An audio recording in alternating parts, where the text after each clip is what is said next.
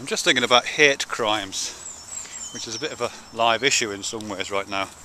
And this is partly prompted by this video that's been kind of haunting me actually since I looked at it yesterday, which is this video by Coughlin666 about this chap who was beaten up and robbed and killed.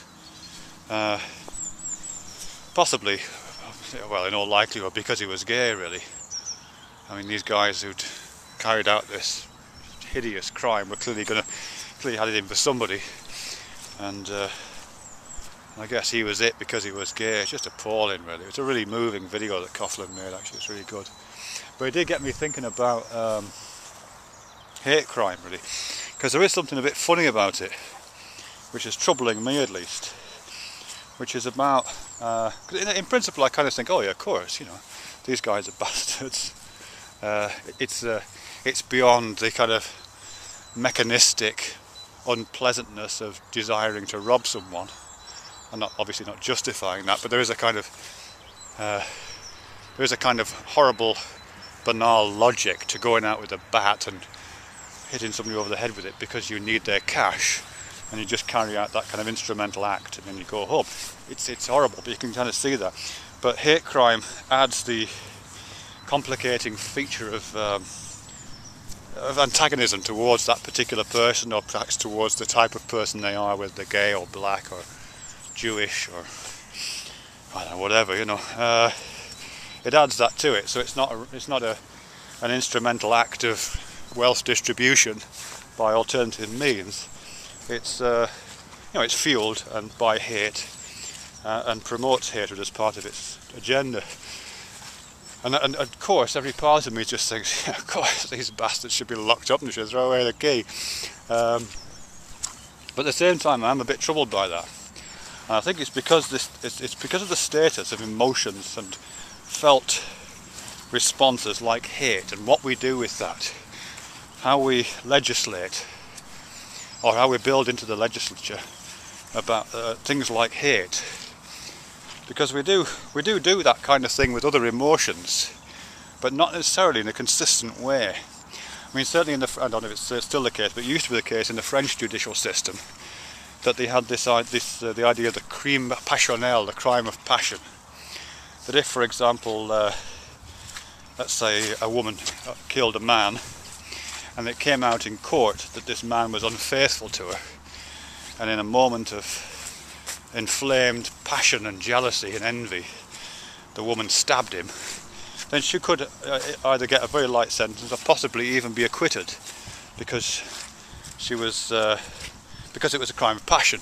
It wasn't a crime of premeditated, thought out, instrumental murder designed to rid the world of this person so she could get on with a different kind of life. She wasn't herself at that moment, or she was overcome by her passions. Her limbic system had reached up and strangled her forebrain for a moment, so she was just operating on pure animal passion. So, I don't know if it's still the case in France that they have that, but that used to be the case. And certainly in Britain and most Western countries, I think, there is at least a tacit acceptance of that idea that, you know, the crimes might receive smaller sentences if there are mitigating circumstances. If a person's been provoked in some way, or if a person has been insulted or angered.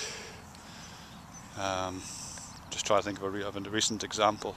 Well, I suppose the John Wayne Bobbitt thing a few years back, where that guy had his dick cut off by his wife. And she did that. I don't know what sentence she received, but I know that in the trial, certainly, one of the arguments was that he was an abusive husband, he beat her up all the time and raped her. And he basically had it coming. But not had it coming in a properly judicial kind of retribution sense, had it coming in the sense that she was overcome by passion at the time.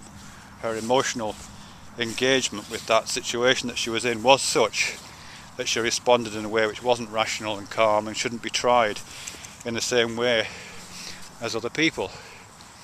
It wasn't part of an instrumental act to get rid of this guy's dick. She was just, as I say, inflamed. So these are crimes of passion in which an emotional relationship to the crime absolutely counts as part of it. But the funny thing is that in those cases, the existence of an emotional component lowers the sentence. It's mitigating circumstances. Whereas in a hate crime, it has the opposite effect. I mean, I can understand why well, I know why. I don't understand why. I know why. I mean, it makes perfect sense. But it is a weird inconsistency. I mean, if it was consistent, those guys who killed that poor gay lad, you know, they should be able to stand up in court and say, yeah, well, look, I'm kind of sorry now, but on the day my limbic system took control of my forebrain, I wasn't making rational choices. I was overcome with this passion called hate, and it was purely a hate crime, so you should give me a smaller sentence. I mean, if it was consistent, that kind of argument should mean something. And the fact that it doesn't, the fact that the reverse is true, that we regard hate itself as almost as an additional crime, or as a compounding factor which makes the crime worse, it's a bit odd. I'm not saying it's wrong, but I am saying it's inconsistent. And well, it bears thinking about, I think.